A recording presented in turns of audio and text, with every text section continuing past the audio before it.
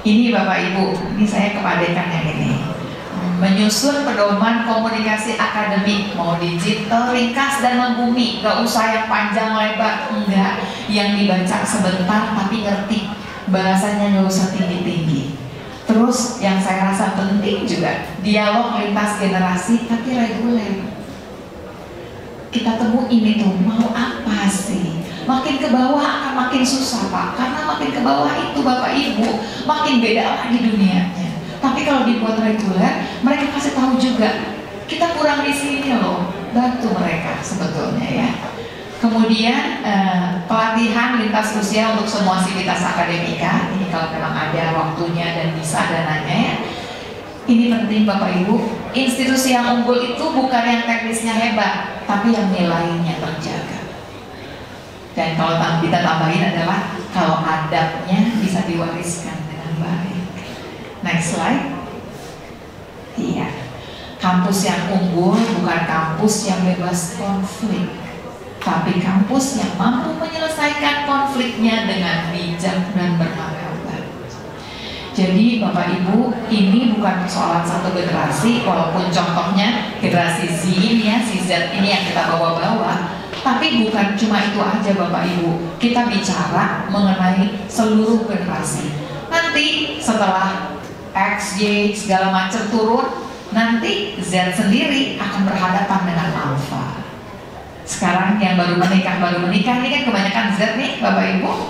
10 tahun dari sekarang mereka ketemu, 20 tahun dari sekarang mereka ketemu sama Alpha yang bikin pusing mereka.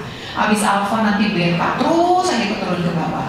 Mereka akan punya permasalahan mereka, tapi cara ini bisa akan dibawa lintas generasi. Kita sedang mengajak Bapak Ibu merapikan generasi kita sebagai orang Indonesia.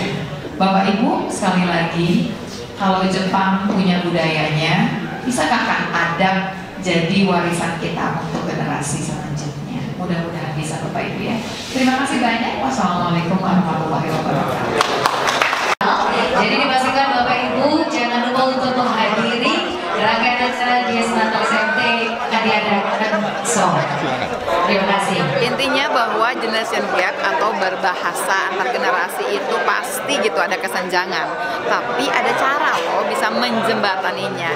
Salah satunya adalah bikin bahasa di kampus ini supaya nanti generasi yang lebih tua, yang lebih senior juga memberikan warisan.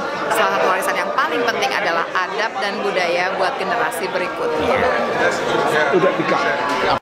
Belum ada di kampus lain, saya malah berharap bahwa UI akan jadi kampus pertama dan jadi panutan buat kampus yang lainnya. Seluruh dunia loh, bukan cuma di Indonesia.